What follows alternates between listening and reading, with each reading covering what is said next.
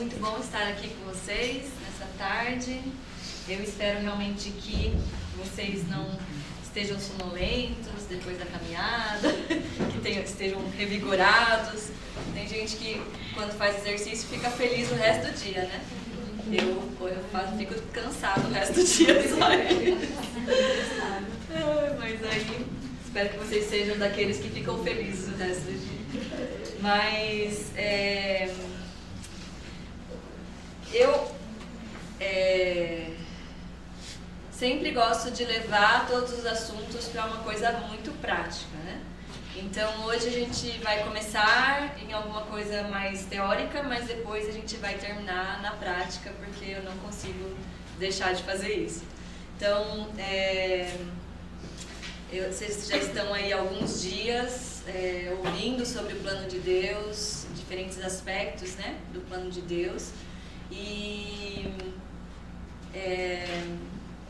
o que eu imagino que enquanto vocês ouvem cada palavra sobre qual é o plano de Deus, sobre aspectos diferentes como Israel, como escatologia, como, né, diferentes assuntos relacionados ao plano de Deus, você começa a pensar o que eu vou fazer com isso, né? O que isso muda, o que isso faz, e aí, né? E o que isso tem a ver comigo, né? E eu também imagino que até esse ponto você já percebeu que quando a gente fala sobre o plano de Deus aqui, geralmente a gente não está falando sobre o plano de Deus para a minha vidinha, né? A gente não está falando eu no centro e o que tem a ver comigo. A gente está falando sobre a figura grande, o plano de Deus para a humanidade, para o plano dele em fazer todas as coisas. E aí, mas como nós somos seres individuais, né? Como nós temos a nossa individualidade, cada um de nós criados de uma forma completamente diferente um do outro, é inevitável que a gente não se pergunte, e eu, como que eu vou me encaixar nisso, né? O que eu vou fazer com isso na minha vida específica? Porque tem um plano grande e quais são as coisas que eu preciso focar. Então a gente vai chegar lá.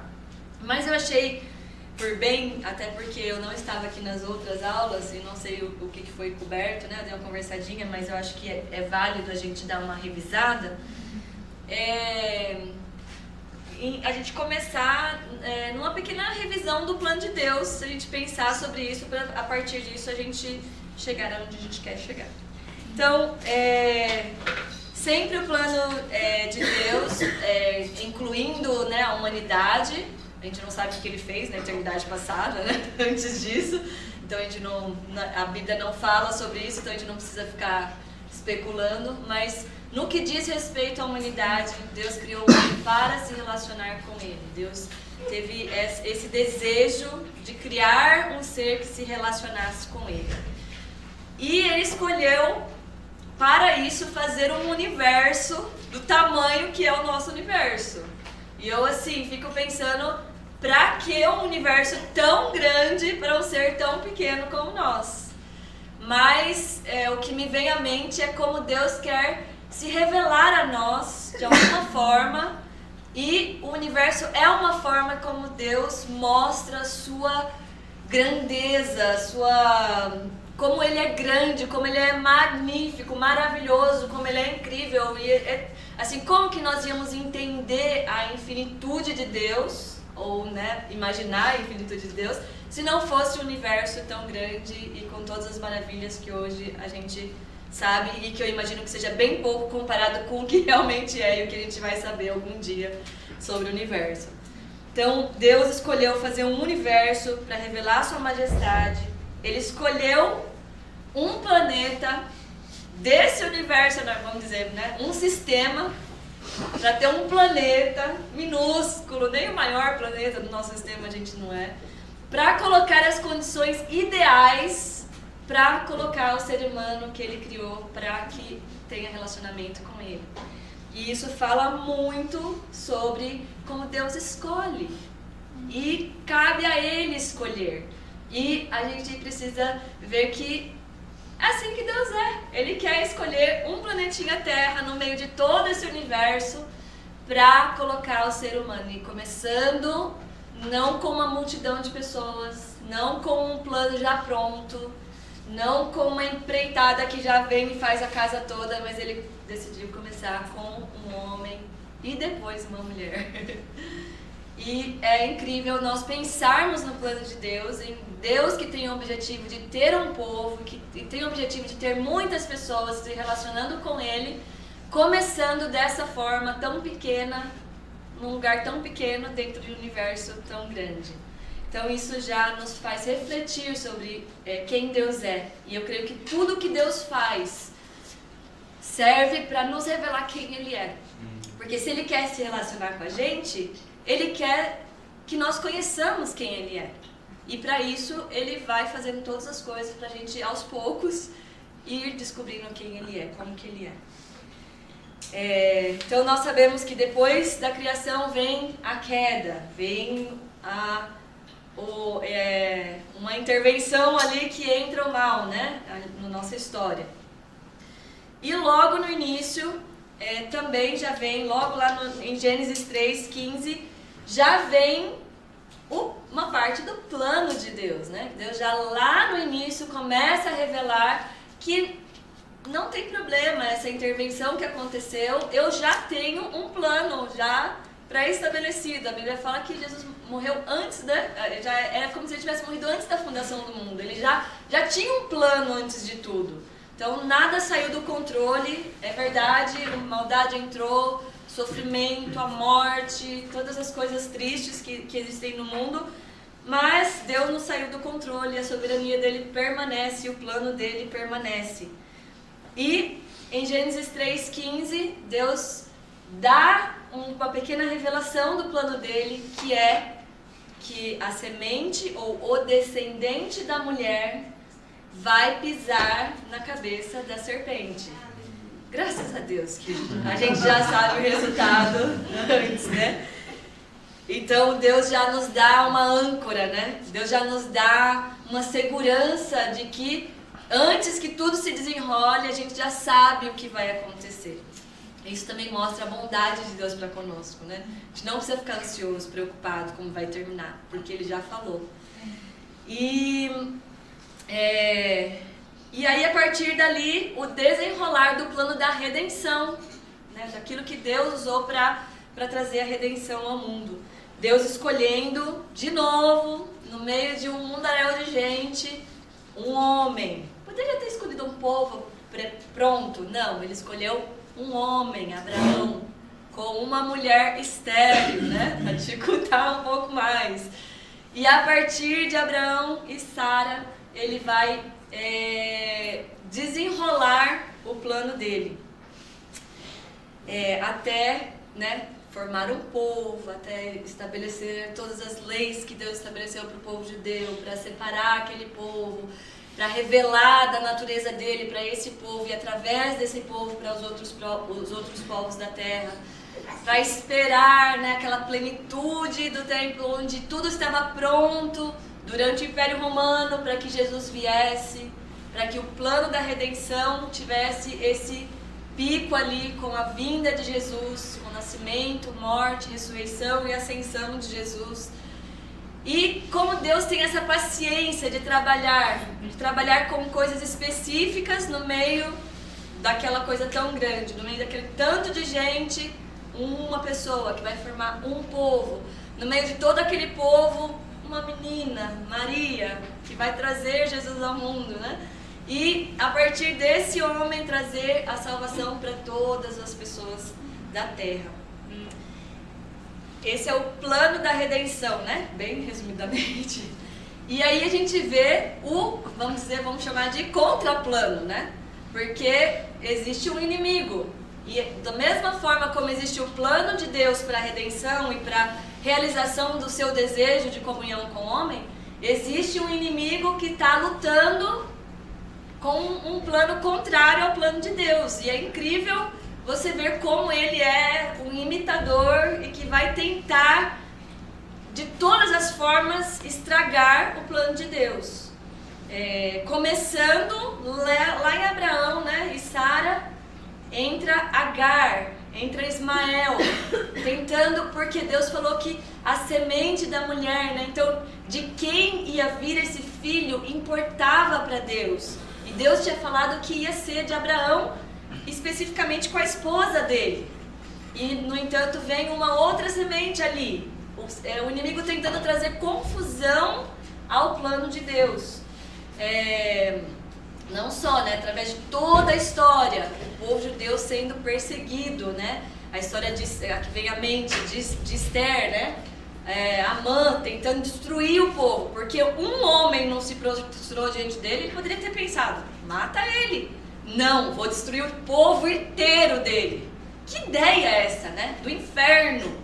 Querer destruir todo um povo porque uma pessoa não se prostra diante dele, né? Então, como Satanás tem um contraplano para tentar destruir o plano de redenção de Deus. E através de todo o Antigo Testamento, se Satanás não conseguia destruir o povo de Israel, ele tentava contaminar o povo de Israel.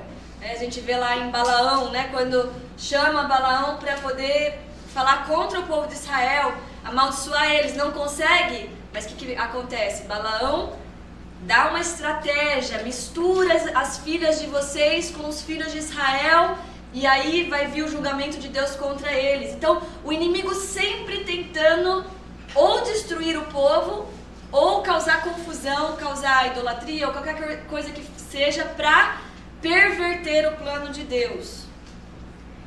E aí a gente já pode ver que se até hoje existe um contraplano contra o povo de Israel, porque é impossível um povo ser perseguido como os judeus são, pelos milênios e milênios, sem que haja algum espírito por trás disso. Não faz sentido. Então, se ainda existe uma perseguição e um espírito de perseguição contra o povo judeu hoje, você pode ter certeza que o plano de Deus para eles ainda não chegou ao fim. Pode ter certeza que faz parte do contraplano contra o plano de Deus, o plano eterno de Deus. Então já fica atento a isso daí.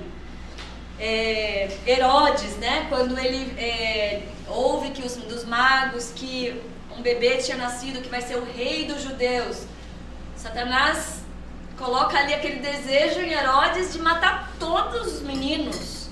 Por quê? Tentando eliminar a semente, tentando acabar com a semente que iria pisar na cabeça dele. Então ele está constantemente tentando fazer isso. Esse contraplano acontecendo constantemente até os nossos dias. Então, só um outro gancho aqui, né? Se o plano de Deus para os judeus tivesse terminado com a primeira vinda de Jesus, e Jesus ter vindo como judeu para morrer na cruz, então, a partir daquele momento, a perseguição seria contra a igreja somente. Não teria mais perseguição contra os judeus. E pelo contrário, a perseguição sempre foi contra a igreja e contra os judeus. Permanece o ataque via dupla ali, porque existe um plano ali, né? E para nós, então, encerrarmos ali esse plano de redenção, é a parte que a gente ainda não viveu, é a parte que a gente está olhando à nossa frente. Até agora a gente estava olhando no retrovisor, agora a gente vai olhar à frente. O retorno do rei judeu, que vai voltar para restaurar todas as coisas. Ele vai completar a vitória sobre a serpente. É o fim glorioso do novo céu e da nova terra, totalmente ligados, sem lágrimas, sem tristeza e sem sofrimento. Então, isso é o que nós estamos avistando à frente. Talvez antigamente eles estavam olhando com a luneta, né? Depois, alguns anos atrás, estavam olhando com um binóculo. Hoje, talvez, nós conseguimos visualizar com os nossos olhos naturais, quase, de tão próximo que nós estamos chegando desse dia, em que Jesus vai voltar. Não Jesus abstrato, sem humanidade. Um Jesus judeu, filho de Davi, que vai voltar para a terra. Não vai, num piscar dos olhos, destruir essa terra e a gente vai aparecer lá nas nuvens, não. Ele vai voltar para essa terra, para um lugar aqui na terra, em Jerusalém, no Monte das Oliveiras, que hoje você pode ir lá e olhar para esse lugar e ver o lugar, um lugar físico. Ele vai pisar naquele lugar, vai abrir Ele vai sentar num trono verdadeiro, de verdade, não de madeira, mas de ouro, né? Um trono de verdade físico em Jerusalém, e vai reinar sobre toda a terra, vai arrumar tudo que está bagunçado, vai julgar todas as nações, vai nos ensinar como fazer agricultura, como fazer comércio, como fazer arte, como comer, como, né? Que a gente fica tudo confuso, o que é o certo e o que é errado. Mas ele vai ensinar aqueles que estiverem ali para fazer todas essas coisas. Ele vai consertar todas as coisas. Essa é a nossa, né, o ápice daquilo que a gente consegue enxergar. Porque depois disso, Jesus reinando em Jerusalém, restaurando todas as coisas, vai chegar o dia do novo céu, nova terra. Tudo já vai estar restaurado. Não num lugar abstrato, flutuando no espaço. Num novo céu e nova terra, com tudo restaurado. E aí vai ser a eternidade que Deus escolheu não falar muito pra gente como que vai ser, porque talvez a gente não precisa saber ainda, né? Mas o que a gente sabe é que é bom, é que é muito bom e não tem nada de ruim. Então isso a gente pode ter essa expectativa. Mas logo antes, sabe quando você vê a saída assim na pista, mas logo antes tem um quebra-mola. E às vezes você fica olhando para a saída e não vê o quebra-mola. Você é pego de surpresa, porque você está tão preocupado com a saída que, né, dá aquele quebra-mola do seu carro. Então, existe isso também no plano de Deus agora nos nossos dias. Logo antes da vinda de Jesus, coisas vão acontecer. E coisas já começaram a acontecer e vão se intensificar. E se nós não estivermos atentos, conhecendo a palavra de Deus, conhecendo as Escrituras, entendendo o plano de Deus, nós vamos ser pegos de surpresa e não vai ser só um quebra-mola que quebra-mola no nosso carro, mas vai desestruturar totalmente a nossa vida. E é muito perigoso aquele que for pego de surpresa pelas coisas que vão acontecer antes do fim do tempo. Então, o que são essas coisas? O que a gente já vê é a escuridão, as trevas se intensificando, a maldade aumentando. Gente, é incrível, assim, não tem como você assistir um filme recente sem perceber o quanto as coisas estão ficando pior. Você assiste um filme de, sei lá, 2010, você vê algumas coisas ruins, né? Assim, tem uma coisinha aqui e ali. Mas você já percebe que não é a mesma coisa, que hoje em dia a maldade já está num nível que é para você considerar normal e, assim, comum, não é para você nem ficar escandalizado, não é para você nem piscar, é para você, assim, acostumar. A maldade está aumentando. Todos os países que antigamente a gente falava, no Brasil tem corrupção, mas nesses países não tem.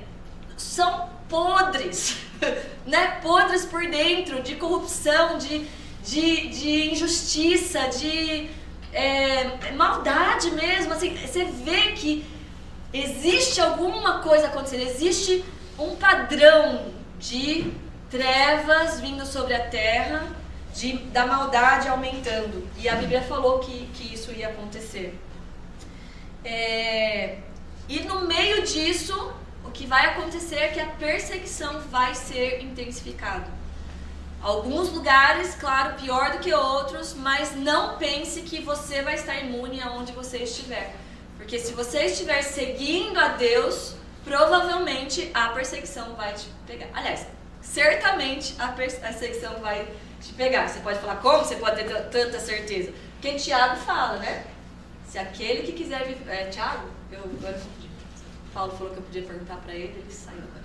Mas todo aquele que quiser viver piamente em Cristo Jesus padecerá perseguições. Vocês podem procurar depois a referência, mas é um versículo que nos incomoda muitas vezes. Eu tô sofrendo perseguição? Não. Tem algum problema. Enquanto, na verdade, normalmente, o que a gente pensa? Ai, que bom que não tá sofrendo perseguição onde eu tô, né? Mas a realidade é que quanto mais a gente viver para Cristo Jesus, mais perseguição a gente vai sofrer. E nos últimos dias vai intensificar, vai piorar. E você precisa estar pronto para isso. Você precisa estar preparado para você não se escandalizar. E você precisa preparar outros para que eles também não sejam pegos de surpresa. E a terceira coisa é o engano. Eu coloquei aqui o engano rolando solto. O engano rolando solto. E aí eu vou ler um versículo aqui em 2 Tessalonicenses, versículo 2. E todas essas coisas já começaram. Não é algo que ainda vai começar, a gente já entrou no quebra-mola. 2 Tessalonicenses 2, eu vou ler a partir do versículo 10.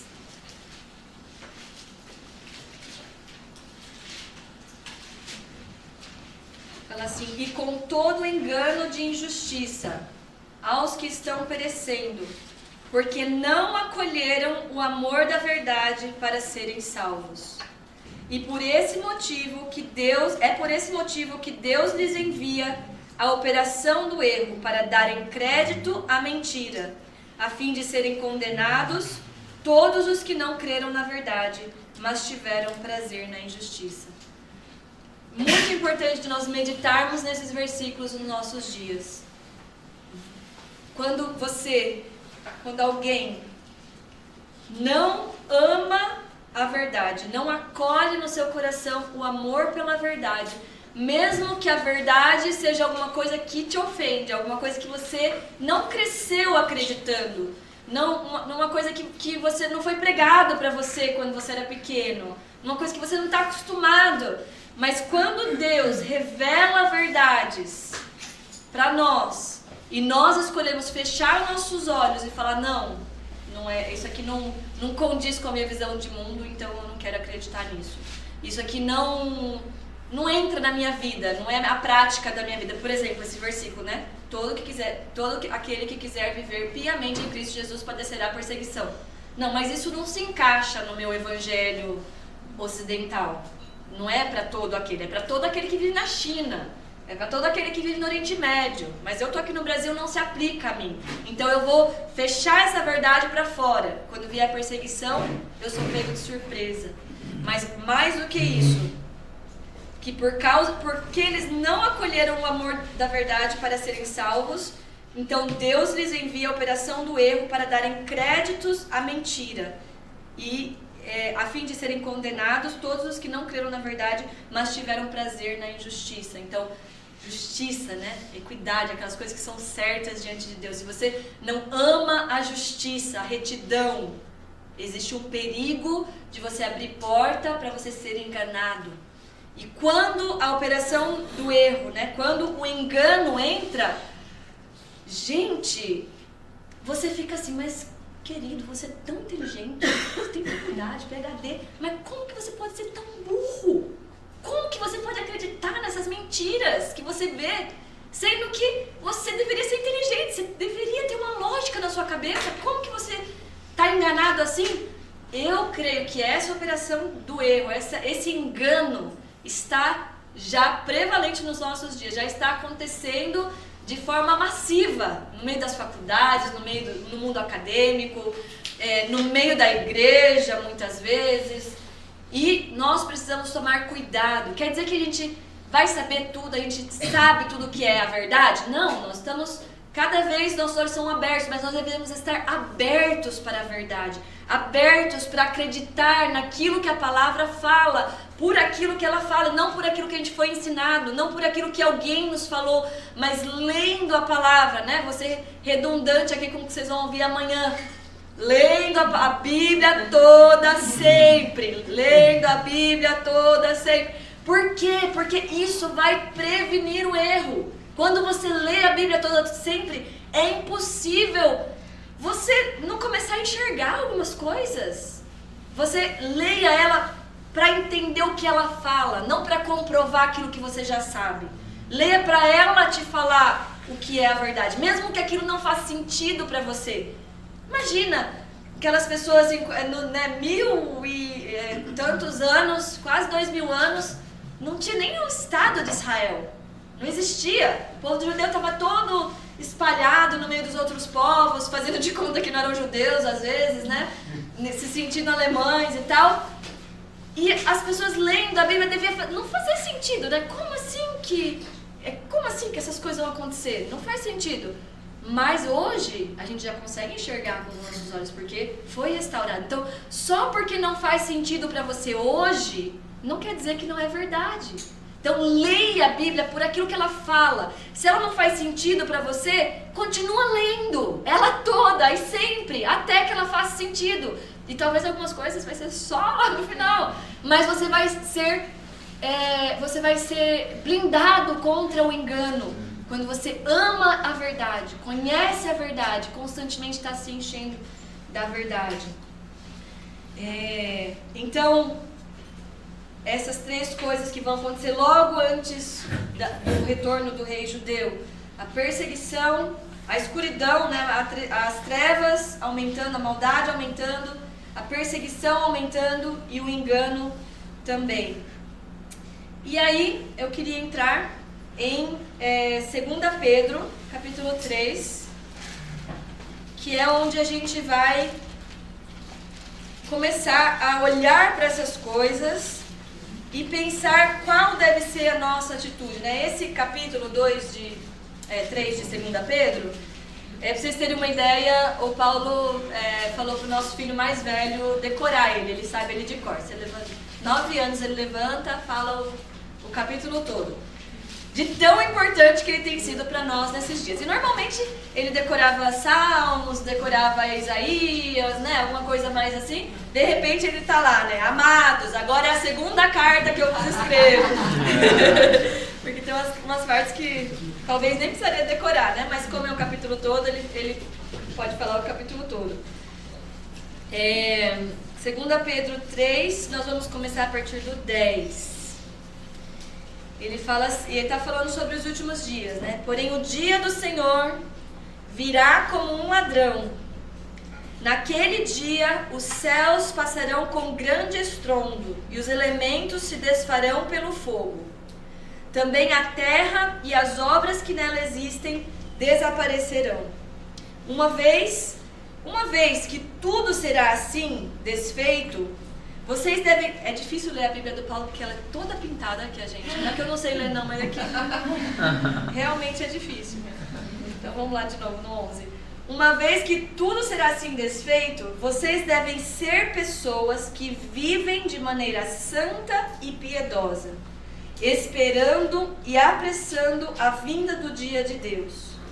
Por causa desse dia, os céus incendiados serão desfeitos e os elementos se derreterão pelo calor. Nós, porém, segundo a promessa de Deus, esperamos novos céus e nova terra, nos quais habita a justiça. Por essa razão, amados, esperando essas coisas, esforcem-se para que Deus os encontre sem mácula, sem culpa e em paz. E então, assim, ele fala um pouco sobre o quebra-mola, né? Logo antes, fala sobre os elementos se desfazendo, sobre as catástrofes que vão acontecer, sobre as coisas terríveis que as pessoas vão implorar para uma montanha cair em cima delas. Então você imagina o tamanho do desespero de alguém que prefere que uma montanha caia em cima dela do que ver as coisas que ele está vendo. E essas coisas vão tendo em vista essas coisas, olhando para essas coisas, né? Pensando que essas coisas vão acontecer, os céus passarão com estrondo. Que tipo de pessoas convém que nós sejamos? De que forma nós devemos viver? Então ele fala primeiro, de forma santa e piedosa, esperando e apressando a vinda do Senhor, aguardando e buscando que nós sejamos achados sem mácula, sem culpa e em paz. Quero que você pense, a gente vai falar mais sobre isso no final, sobre essas 3 coisas. Então, partindo para uma parte um pouco mais prática em relação que tipo de pessoas nós devemos ser, como que nós devemos, conhecendo o plano de Deus, conhecendo o que vai acontecer, Que tipo de pessoa nós devemos ser? Então a primeira coisa que eu queria falar é sobre foco, sobre atenção, sobre onde nós colocamos os nossos olhos.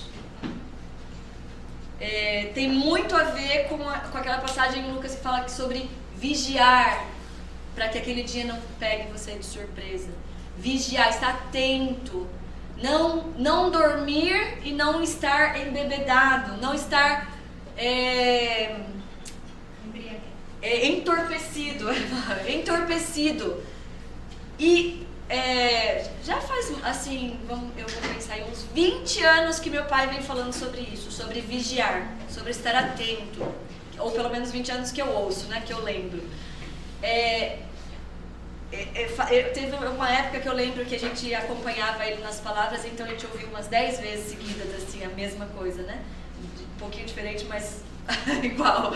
E era justamente sobre isso, que o maior perigo dos últimos dias não ia ser outras coisas feias, mas o estar entorpecido, estar distraído, estar sonolento, e a importância de vigiar.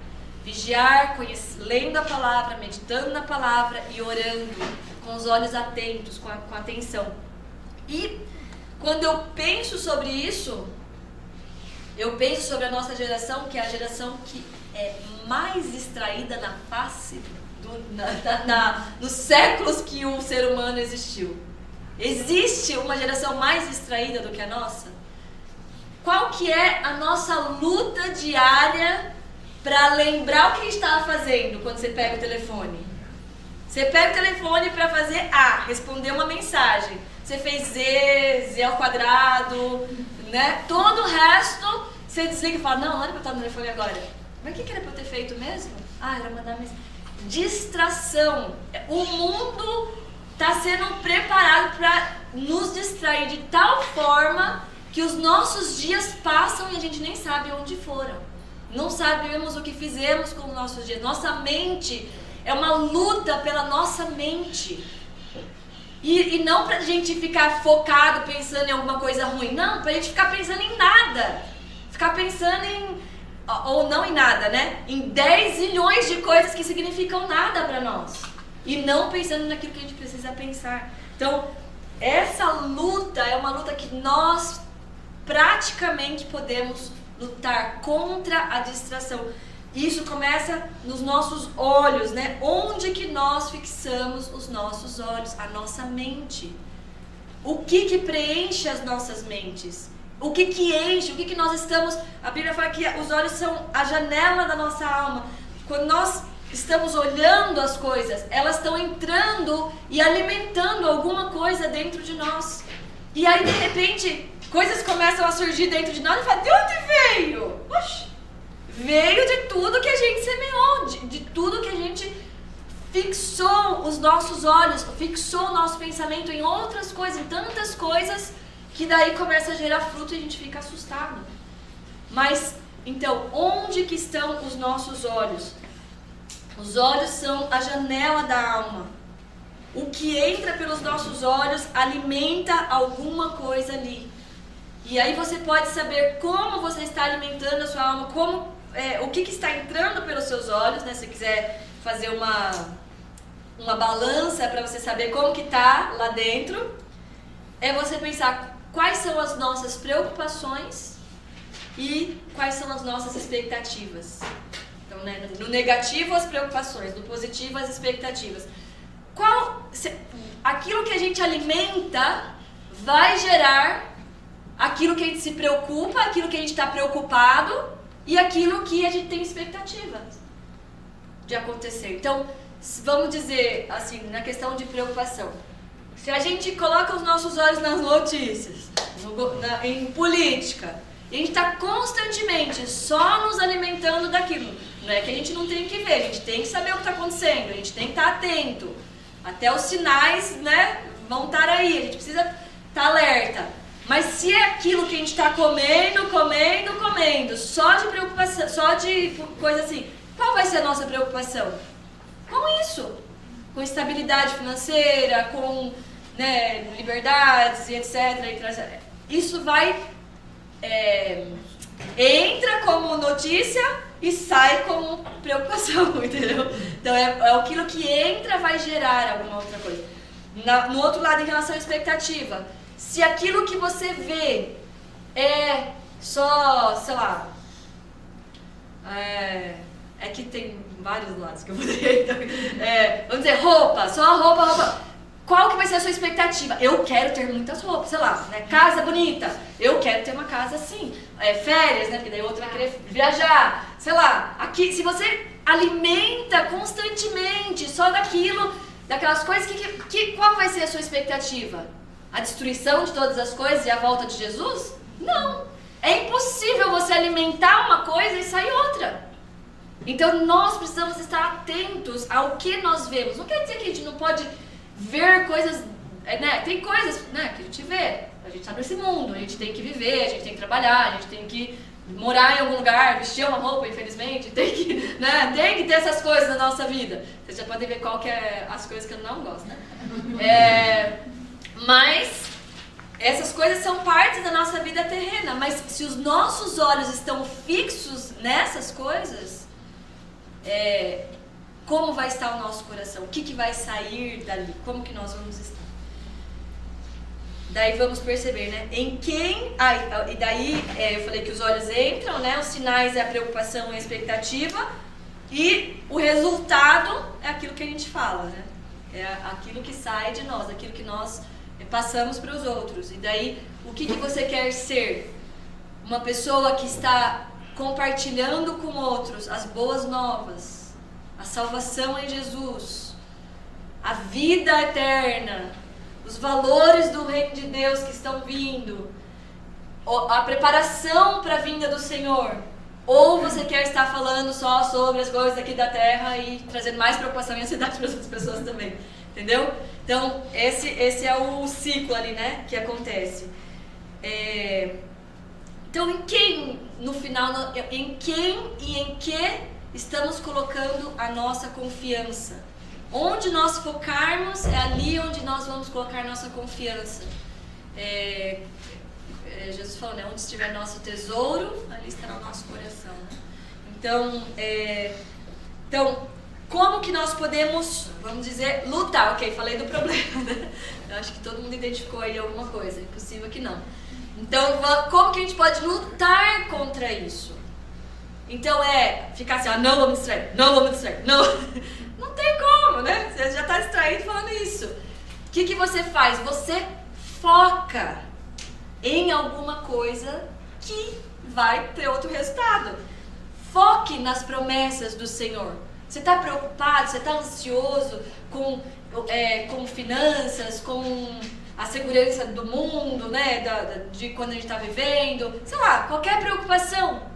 Foque naquilo que Deus prometeu, naquilo que Ele vai fazer. Foca lá no fim. Foca naquilo que Ele prometeu que Ele vai fazer no final. Vai que, né? Tava tendo uma possibilidade de terremoto lá no Chipre, né? Aí eu sempre peço, o que é o pior que pode acontecer? Que daí eu fico tranquila. O que é o pior? Morrer. O que tem? Eu vou estar com Jesus, entendeu? Assim, quando você tem o foco naquele final, as outras coisas que podem te preocupar, porque se você coloca a sua confiança nessas coisas aqui, no momento que você pensa que uma delas pode cair, já sobe a ansiedade, preocupação. Mas se você focar no final, então como que a gente faz isso? Colocando a nossa mente, pensando sobre isso, meditando sobre isso, pensando inclusive em como vai estar o mundo antes de Jesus voltar, né? Para se preparar. Vai ter perseguição, estou pronto para isso? Então daí você foca nisso, foca em me preparar para que o dia que chegar, que eu vou perder meu emprego, porque eu estou seguindo a Jesus. Ou alguém vai vir contra mim porque eu falo que Jesus é um rei judeu. Ou a minha igreja vai me expulsar porque eu estou falando que Deus tem um plano para Israel. Ok, quando essas coisas acontecerem, como que vai estar a minha segurança em Deus para eu suportar essa adversidade, suportar essa perseguição e ainda permanecer fiel a Deus? Amém? Então, foco naquilo que é necessário, né? Pensar nas promessas do Senhor, que está lá na frente. Pensar em como o mundo vai ser antes do retorno dele para se preparar. Você está preparado? Está ajudando a preparar outros para isso? E, então, saber o que está acontecendo no mundo, estar alerta às notícias, sem se desesperar junto com o mundo, né? Porque você já sabe quem vai ganhar no final. Está acontecendo isso, o que eu posso fazer? Eu posso orar. O mundo está cheio de injustiças, né? Agora, hoje, os drusos morrendo, muitos, hospitais destruídos, corpos, ninguém falando nada, porque não foi Israel que fez, não tem judeu envolvido, ninguém fala nada. Injustiças, o que a gente pode fazer? Vou ficar triste e desesperado? Não, vou orar por isso. Se tem alguma coisa que eu posso fazer, vou fazer. Mas estar ciente do que está acontecendo, mas saber que no final Jesus vai consertar todas as coisas. Essas pessoas que estão fazendo isso vão pagar diante de Deus. Eles vão um dia acertar contas com o Criador por aquilo que eles estão fazendo. E quanto pior for o pecado deles, pior vai ser o castigo deles. É meio duro, né, você pensar nisso, mas isso traz um senso de justiça que a gente precisa, porque fala, né, que a gente precisa amar a justiça. Aquele que não ama a justiça, mas que ama a injustiça, você vai ser enganado nesses últimos dias. Então, esse foco. O segundo ponto que eu gostaria de falar é que eu sinto que quando a gente fala sobre os últimos dias, a gente fala como nós devemos estar vivendo à vista disso, né? Uma vez que isso vai acontecer, eu sinto que existem dois extremos, ou duas coisas que nós podemos fazer ou podemos ir, que não são bons. Então, que nós precisamos tomar cuidado com essas duas coisas. A primeira é a passividade. É o sentimento é o fatalismo, que eu conheço muito bem. Quem morou na África é expert em fatalismo. O que vai ser, vai ser. O que será, será. Ou como os americanos falam, o que será, será. É você falar, Jesus vai vencer no final. Tudo isso vai acontecer antes. Eu vou enfiar minha cabeça aqui onde eu tô, ficar pio aqui, para não chamar muita atenção, e deixar a vida correr, a vida levar, a vida me leva, né? E é a parábola do talento, né? Eu sabia que você é um senhor duro, então eu fiquei com medo de perder o talento, eu fui lá e escondi. Não apliquei o talento, não fiz nada com ele, porque tive medo. Então, na verdade, a passividade pode vir da distração, pode vir de simplesmente ser levado pela vida, mas também pode vir do medo, né? Eu tenho medo de me envolver com isso. Pra quê? Eu não sou judeu, pra que eu vou me meter com essas coisas? Sei lá, né? Eu sou cristão, eu sou salvo, pra que eu vou arriscar ser mal visto no meu trabalho, falando de Jesus, ser visto como chato, ser mal interpretado? Melhor ficar quietinho aqui na minha, que daí ninguém mexe comigo. Então essa passividade, esconder o talento vai ser requerido, né? Jesus falou, pega o talento desse e dá para o que tem mais. Então, diante do Senhor, você vai querer enfrentar ele assim, né? Falando que eu escondi o talento. Então, esse é um lado errado, porque nós devemos viver com intencionalidade. Saber por que eu estou morando onde eu estou morando. Por que eu congrego na igreja que eu congrego. Por que e você saber por si mesmo, você não é levado por ondas do que, né? Ai, vai pra lá, vai pra lá. Ai, vítima do que acontece com você. Não. Ser intencional, buscar Deus, né? Buscar conselhos sábios, saber o porquê você está vivendo, como você está vivendo, e viver uma vida intencional, de usar os talentos que Deus colocou na sua mão, de tempo, de recursos, de habilidades, né? Tem pessoas que têm, eu estava esses dias pensando numa pessoa que tem uma habilidade assim, um dom, né? Não é nem uma habilidade natural, é um dom de Deus, na música, na adoração profética, e que está parado. E parado assim, há uns 30 anos. E pensando, que tristeza, que dom que essa pessoa poderia ter para o reino de Deus e para as pessoas. E está escondido esse talento. E às vezes por feridas, às vezes por amarguras, qualquer motivo que seja, às vezes não é medo, né? Mas no final é medo, né? Medo de ser machucado de novo, né? E tudo mais. Mas que tristeza, os dons que Deus colocou em pessoas que são enterrados porque eu não quero dar minha cara a bater, eu não quero sofrer. Porque, gente, vamos conviver. Quem está no ministério sabe. Ministério é sofrimento, né? É sempre confusão, é sempre. Então, assim, não é fácil, não é fácil. Mas o que é fácil nessa vida? Entendeu? Você vai trabalhar num lugar, vai ter as complicações daquele trabalho. Você vai fazer, tudo que você for fazer vai ter os ossos do ofício, né? Mas que opção nós temos? Enterrar o nosso talento é uma opção? Não é uma opção. Não é uma opção no reino de Deus. Ser passivo, enterrar seus talentos por qualquer motivo que seja, mas ser intencional de saber por que você faz o que você faz. O outro risco, e eu acho que a gente muitas vezes flutua entre um e outro, né? É o ativismo. É sair fazendo, que a gente tem que trabalhar para Deus, a gente tem que fazer. Não posso enterrar meu talento, essa é a pessoa que mais prega isso, né? Não pode enterrar o talento, tem que usar e tal. Mas eu quero falar, ativismo não tem a ver com estar ocupado, necessariamente, muito ocupado. Porque alguém pode estar muito ocupado e não ser ativista. E alguém pode trabalhar pouco e ainda ser ativista. Porque o que muda não é o quanto você faz, mas é a motivação. Por que você está fazendo o que você está fazendo. Jesus trabalhou muito, né? A gente estava lendo, acho que é Marcos, que você percebe isso mais, porque Marcos é rapidinho, né? Ele é apressadinho na história. Aí os meus estavam, já passou por aquilo? Já?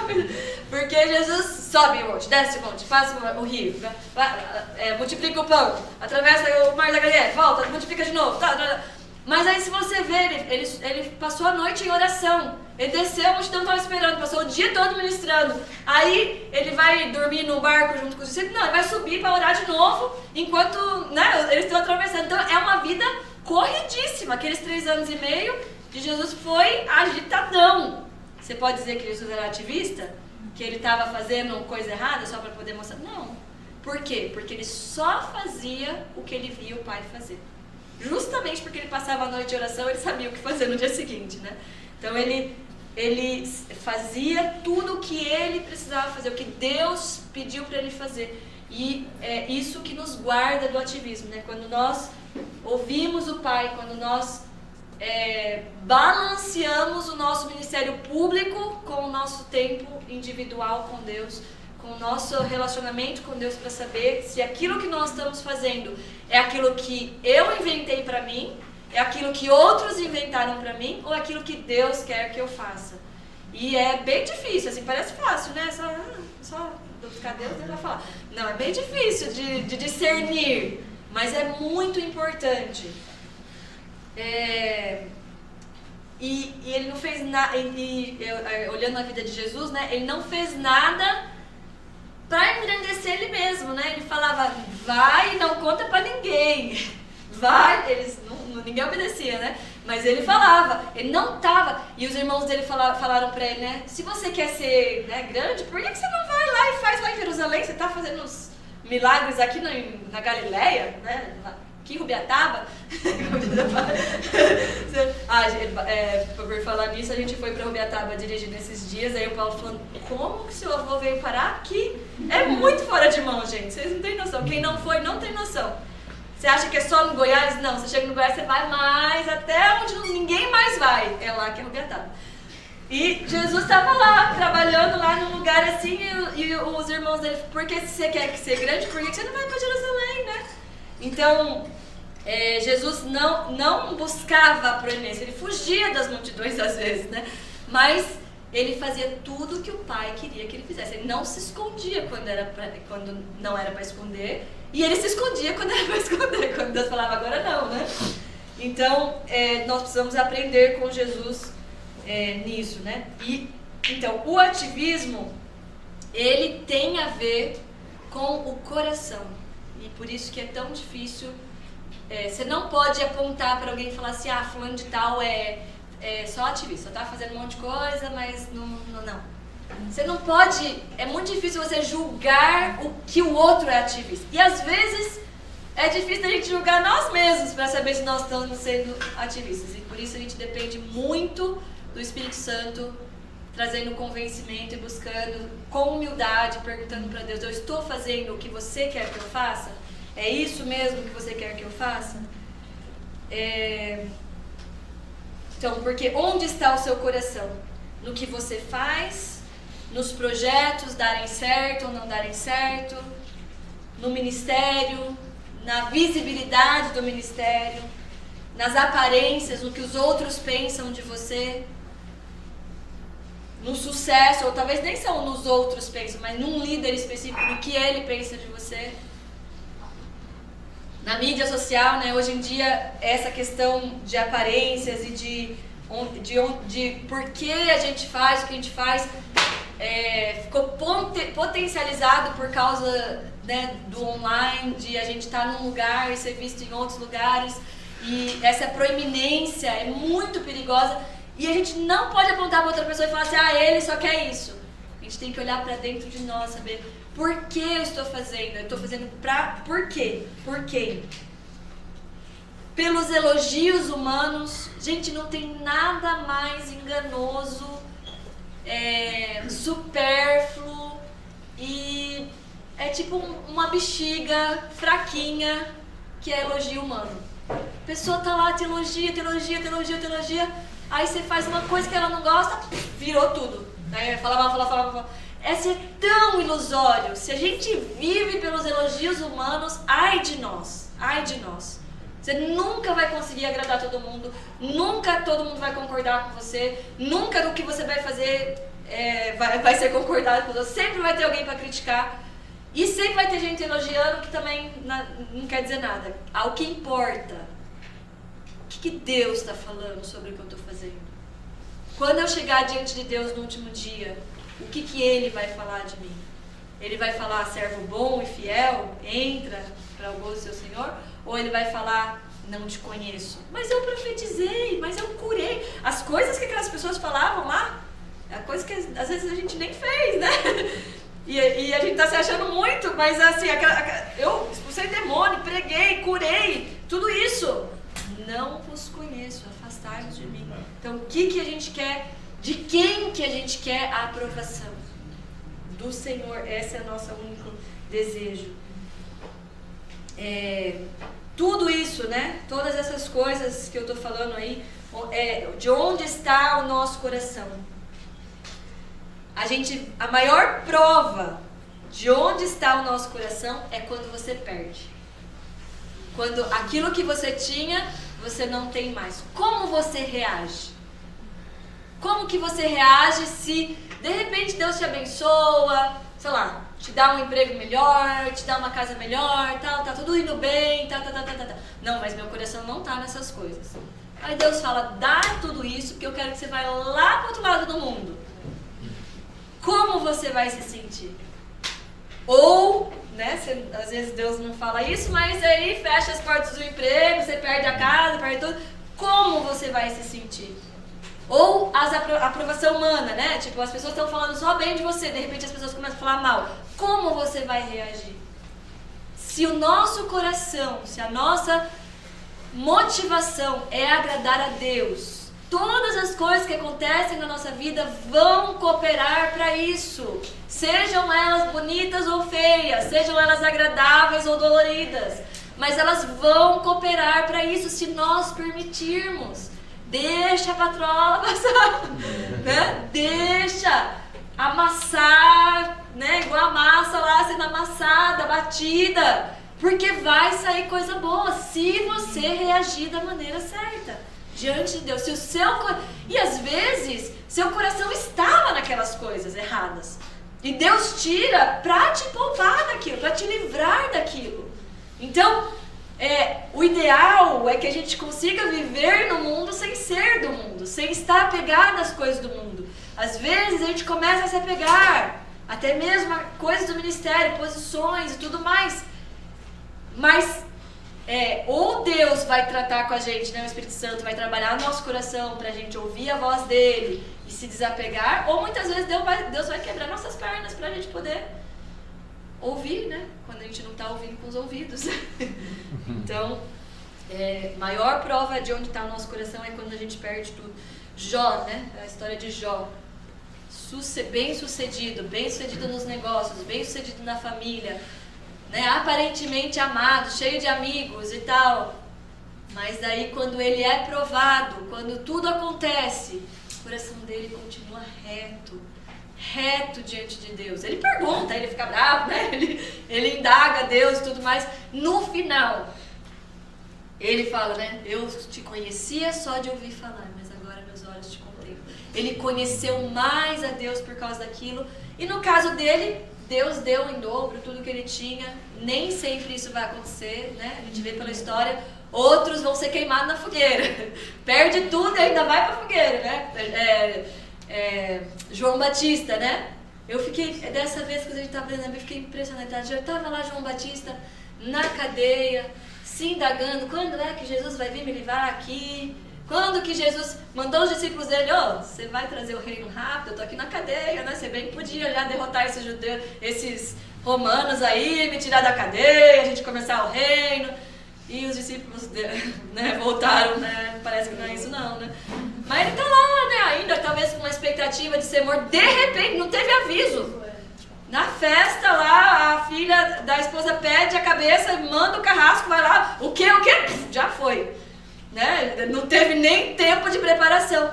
Foi o fim dele. Mas a recompensa dele, né? No céu. Ele cumpriu o papel dele, era aquilo. Então não há garantia de que a gente vai ser restaurado, né? Ser igual Jó e tudo mais. Mas onde está o nosso coração, né? Jesus fala, bendito é aquele que não se escandalizar de mim, né? Ele fala isso para João Batista, né? Para os discípulos. Então, quando a gente mexe com as nossas motivações de por que a gente faz aquilo que a gente faz e tudo mais, é quando a gente percebe se aquilo que nós estamos construindo é ouro e prata, pedras preciosas, ou é palha, madeira e aquilo que vai... Porque a gente pode passar a nossa vida toda no ativismo, fazendo muitas coisas, e depois ser tudo queimado. Você é salvo, mas sem nada. Tudo que você fez foi em vão. Triste isso, né? Enquanto a gente poderia estar construindo coisas de ouro e prata. Então, isso tem a ver com nosso coração estar no lugar certo. Em que nós estamos investindo? Em estruturas, em coisas visíveis que são passageiras? Nós precisamos das coisas visíveis, elas são necessárias, e muitas vezes o que nós fazemos com as coisas visíveis são para a glória de Deus, né? Eu fico pensando aqui no CPP, né? Como a Roberta e o Felipe conseguiram deixar esse lugar lindo, né? Tanto onde você olha. E eu tenho certeza assim, que eles fazem para glorificar Deus, para que as pessoas olhem aquilo e falem, nossa, que belo, como Deus é belo, né? Então assim, essas coisas fazem parte da nossa vida. Mas imagine só você colocar tudo que você, todo o seu esforço, seu suor, seu dia a dia, em coisas perecíveis, e porque elas não têm a base de ser para a glória de Deus, porque a sua motivação está naquelas coisas e está nessas coisas passageiras que a gente vem falando, no final é tudo queimado e não serve para nada. Então, que Deus nos ajude a nos perguntar, né? Para o que nós estamos vivendo e se estamos construindo com aquilo que é eterno, aquilo que é invisível, mas vai durar para sempre, ou aquilo que é visível e é passageiro. Então, eu penso assim que nessa caminhada em direção ao dia do Senhor, existem 2 momentos críticos que a gente pode passar e que vão chacoalhar a nossa vida. E que são momentos de nós checarmos nossa motivação, alinharmos o nosso pensamento em direção ao dia do Senhor. Um é o momento que eu já falei, né, de perder tudo, momento de deserto, momento de dificuldade, que a gente questiona e a gente descobre onde realmente está nosso coração. E o outro é um momento de sucesso, quando as coisas estão indo bem, as coisas estão dando certo, Deus está abençoando o que você está fazendo. Seu coração vai continuar fiel a Deus? Seu coração vai continuar dependente do Senhor? Ou você vai achar, Deus me ajudou até aqui, daqui para frente eu levo. Pior coisa, né? Eu consigo fazer alguma coisa. Uns dias atrás eu estava pensando que, assim, tudo que Deus se agrada, aquilo que Deus tem prazer, aquilo que Deus recebe, aquilo que Deus ama, nós não conseguimos fazer por nós mesmos. Pensa aí. Não tem nada que Deus se agrade que pode partir só de mim e das minhas forças. Vamos pensar assim, a salvação de uma pessoa. Vamos dizer que eu vou pregar o evangelho para alguém ser salvo. Posso ir lá falar. A pessoa pode até aceitar, mas não vai ser salvo porque não teve o Espírito Santo. Entendeu? Pode até falar de boca. Mas não vai existir salvação sem o Espírito Santo entrar nela e convencer ela do pecado. Então eu posso fazer muitas coisas, mas nada que eu faça pode agradar a Deus sozinho, por mim mesmo. Por outro lado, Deus quer que a gente faça as coisas. Porque Ele não vai necessariamente, né? Mesmo quando Ele dá o sonho lá para o muçulmano se converter, Ele aparece no sonho, em vez de pregar o evangelho, Ele fala assim, vai lá procurar fulano de tal, pregar o evangelho para você. Maioria das vezes que o muçulmano tem uma visão, muitas vezes ele vai falar que, né, eu sou isso, eu sou Jesus e tal, mas muitas vezes ele fala, vai na casa de fulano que ele vai te contar direito, igual fez com Cornélio. Com Cornélio, né? Hoje podia ter parecido já falado assim, é o seguinte, é assim. Não, vai lá buscar Paulo lá na outra cidade, vai trazer ele, é Pedro, né? Lá na outra cidade, vai para ele vir pregar aqui. Então, Deus quer que a gente faça coisas, tem coisas para nós fazermos. Deus quer cooperar, Deus quer que a gente coopere com o plano dele. Nós podemos fazer parte desse plano maravilhoso e eterno que ele está cumprindo. E aí entra, né, aquela coisa, ele já sabe o final, ele vai fazer, mas ele não quer que a gente sente e olhe ele fazer, ele quer que a gente participe com ele, porque isso faz parte da gente conhecer a ele, de ser amigo, de ter relacionamento com ele. Mas nada que eu faça vai agradar ele, porque eu só vou agradar ele, as coisas que vão agradar ele, que vai trazer prazer para ele, são as coisas que ele vai fazer em mim, através de mim. Então é essa dinâmica aí, né? Quase como se fosse uma dança ali, né? De como que nós devemos viver. Então, não é uma fórmula mágica, um preto no branco, você vai existe letra A, B, C, mas existe uma direção que nós podemos focar, né? Conhecer o plano de Deus, saber o que vai acontecer, saber o que vem antes do final, o que vai vir logo antes do final. E hoje estar preparando para isso através de onde eu foco, o que eu presto atenção, como eu alimento os meus olhos, como eu alimento a minha mente. E aí então agir dentro disso, não na passividade, não no ativismo, mas fazendo aquilo que agrada a Deus pelo Espírito Santo, pela obra do Espírito Santo, agindo junto com Ele.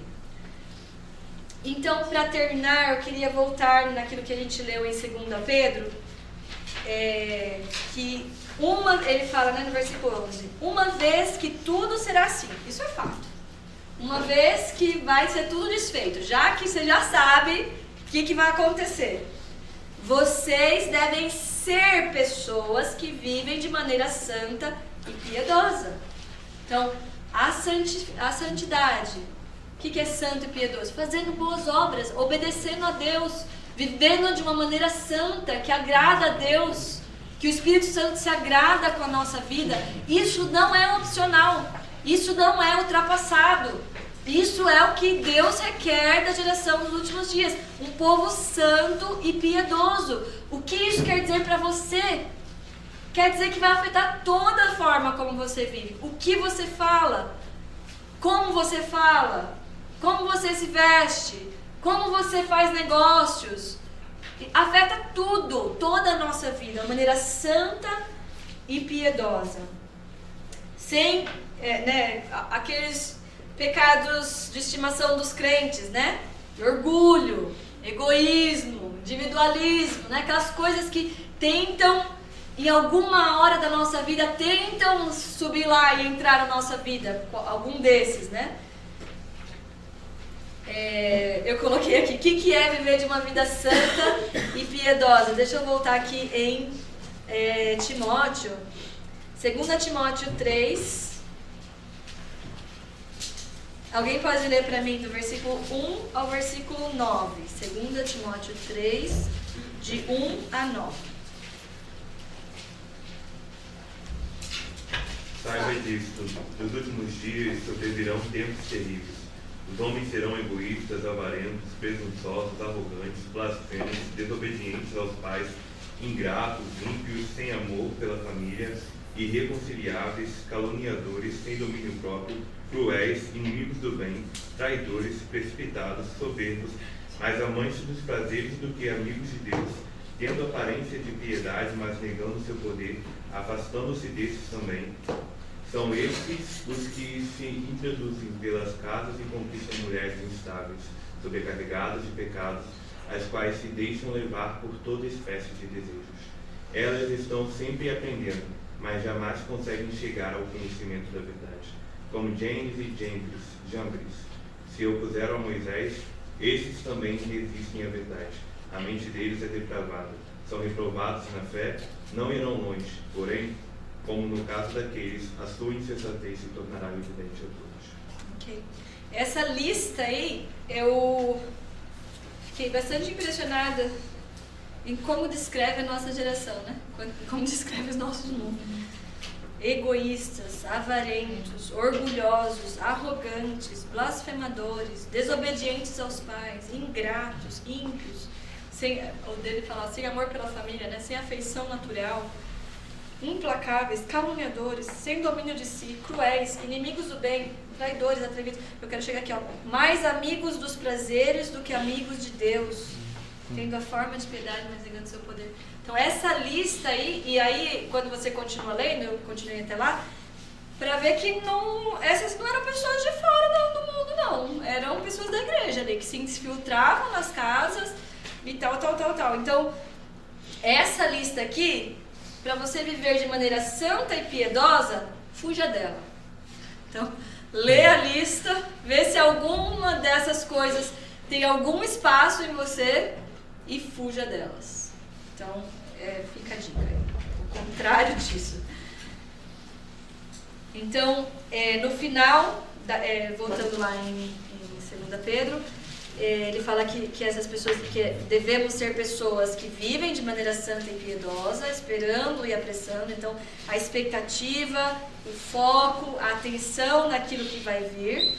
E aí no versículo 14, né? Esforcem-se para que Deus os encontre sem mácula, sem culpa e em paz.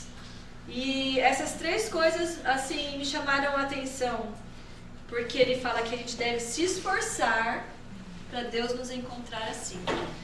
E a gente sabe que essas coisas aí a gente não consegue por nós mesmos, assim como tudo que Deus se agrada. Então a gente vai precisar do Espírito Santo, muito do Espírito Santo. Então é esforçar, é um trabalho de santificação do Espírito Santo na nossa vida, é permitir que através da palavra, através da oração, através da comunhão, a obra do Espírito Santo em nossa vida faça essas coisas para que Deus nos encontre sem mácula, sem pecado, sem contaminação, né? Santificados, nosso espírito puro, sem a contaminação do mundo, sem estar enganados, né? Pelas coisas do mundo. A segunda coisa, sem culpa. E me chamou a atenção porque eu sou mãe, né, de crianças pequenas, e eu sigo muitas mães, acompanho e tal, e costuma-se falar, né? Nasceu uma mãe, nasceu uma culpa, né?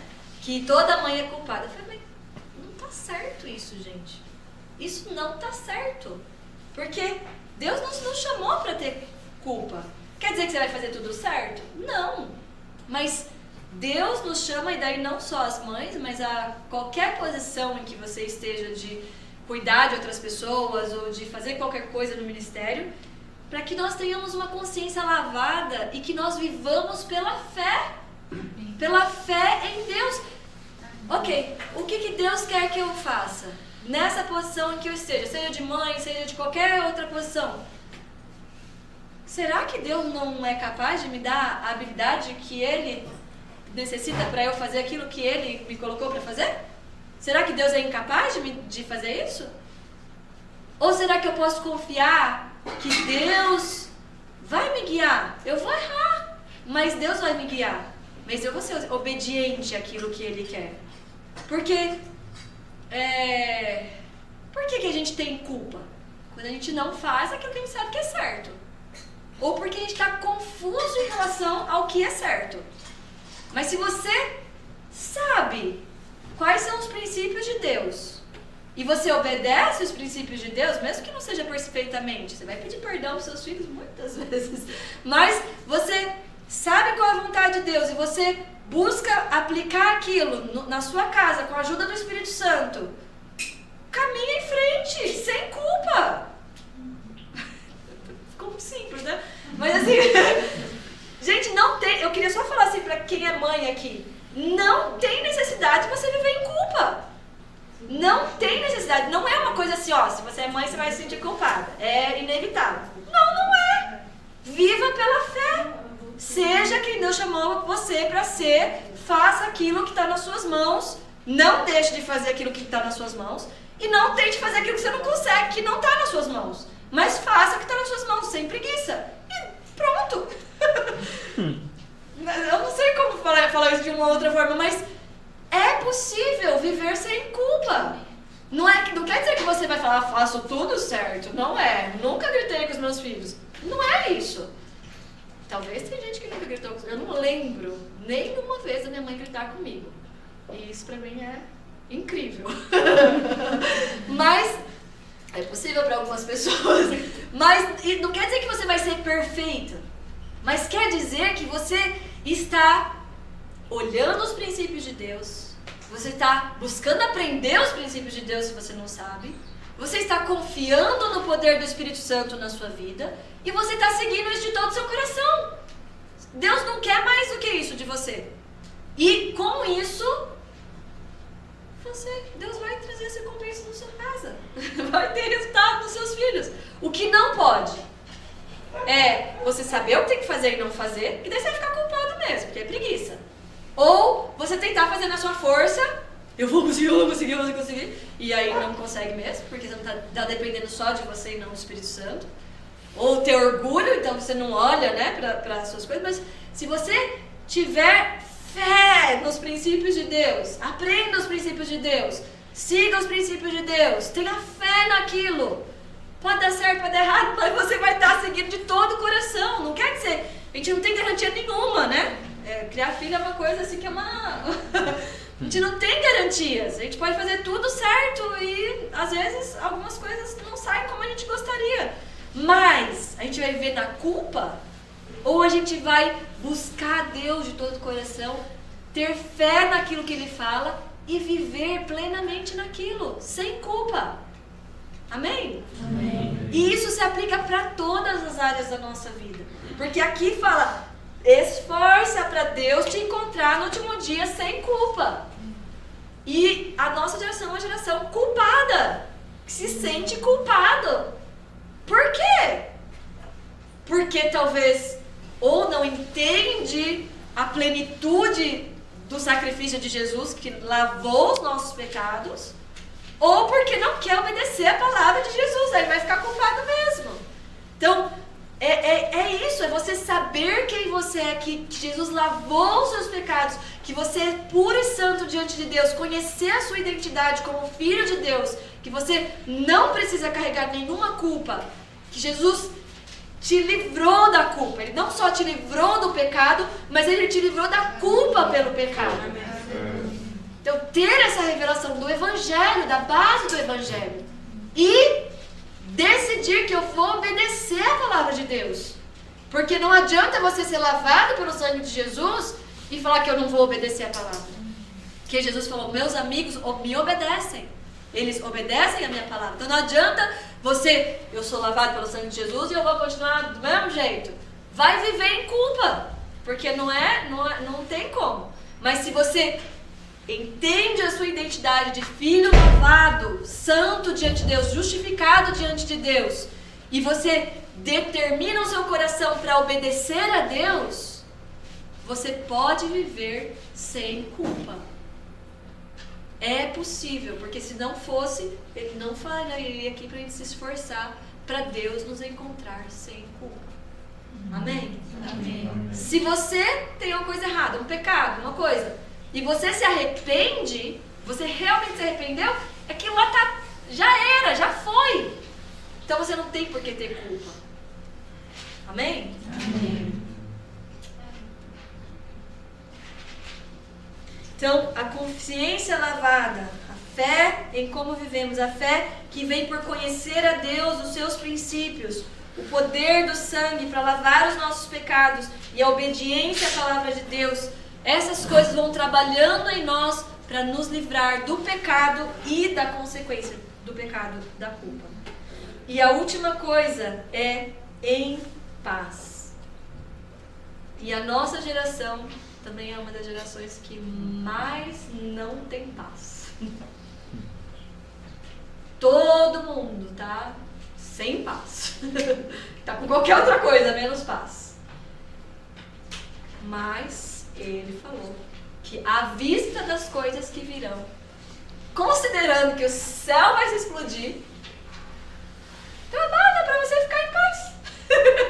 Parece contraditório, né? Já que os céus vão se explodir, o sol vai se derreter, 2/3 da população da terra vai morrer, esforça-te para Deus te encontrar em paz quando Ele vier. Por quê? Porque o seu coração não está nessas coisas. Seu coração está na eternidade. Onde o ladrão não pode roubar, onde a traça não pode comer, onde a ferrugem não pode destruir. Então todas as coisas que podem ser destruídas vão ser destruídas. Mas a minha paz não vem dessas coisas. Minha paz vem do que vem depois. Se eu perder tudo nessa vida, inclusive saúde, inclusive família, inclusive tudo, a minha paz não está nessas coisas. A minha paz está naquilo que vai vir. Amém? Amém. Então, eu pensei bastante assim, que a culpa tem a ver com a mente e a paz tem a ver com as emoções. Que Deus quer trabalhar pelo seu Espírito para ter um povo na terra que vai ser encontrado sem mácula, sem culpa e em paz. Fala de novo aí, fazendo favor. Essa é o último aí, da É paz. difícil repetir.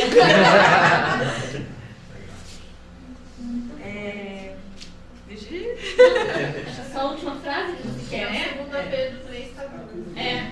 Que Deus, que à vista daquilo que vai acontecer no futuro, à vista de que os céus vão se derreter, os elementos, tudo, e 2/3 da população da terra vai morrer, o chamado de Deus é para que Ele encontre pessoas sem mácula, sem culpa e em paz. Então, que a culpa, eu pensei que talvez, posso não estar certo, né? Que esse sem mácula tem a ver com o Espírito, né? Com a purificação do nosso Espírito. Sem culpa na nossa mente, porque a culpa vem nos nossos pensamentos.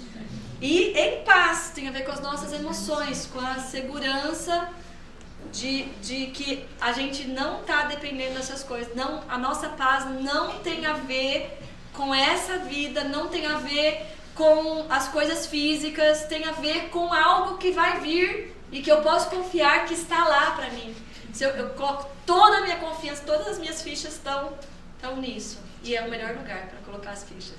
Amém? Amém. Então, era isso. Que o Senhor nos ajude a meditar nessas coisas. Eu queria que não fosse simplesmente uma palavra que você ouve, mas que seja uma coisa que você foca nos próximos dias. Enquanto você lê a Bíblia, enquanto você medita, quanto fazer um hábito de você pensar nessas coisas, pensar no que vai acontecer, pensar no que vai acontecer antes do dia do Senhor, se preparar na sua mente, nos seus pensamentos e permitir que o Espírito Santo trabalhe na sua mente, no seu espírito, nas suas emoções, para que o Senhor encontre um povo na terra sem mácula, sem culpa e em paz. Amém? Quero orar. Senhor, obrigado porque nós temos essa confiança inabalável, Senhor, no Teu plano, na Tua vitória, e que essa confiança que nós temos em Ti é algo que nós podemos depender, nós podemos apostar a nossa vida. E ela é fiel, ela é verdadeira.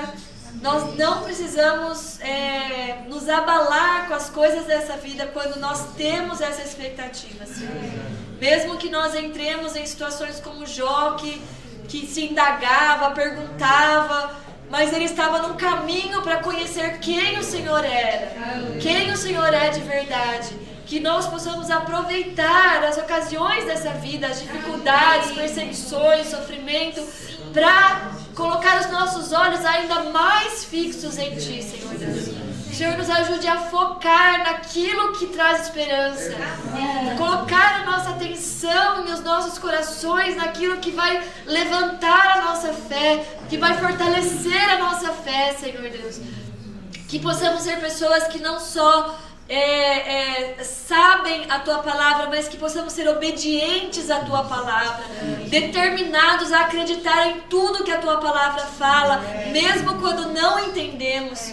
Possamos amar a verdade, Senhor Deus, e não negociar a verdade por nada nessa vida, Senhor Deus, e determinar, Senhor Deus, a sermos obedientes a Ti, com a ajuda do Teu Espírito Santo, Senhor. Que o Teu Espírito Santo trabalhe em nós, Senhor Deus, trabalhe naquilo que temos fraqueza, nas nossas dificuldades, Senhor Deus. Nos ajude que possamos nos esforçar pelo Espírito a sermos essas pessoas sem mácula, Senhor Deus, sem culpa e em paz, Senhor Deus. O Senhor vai levantar essa igreja, Senhor Deus, nos últimos dias. O Senhor vai levantar, Senhor, nós cremos em Ti, confiamos em Ti, queremos fazer parte disso, Senhor Deus. Em nome de Jesus, Senhor Deus. Em nome de Jesus. Amém.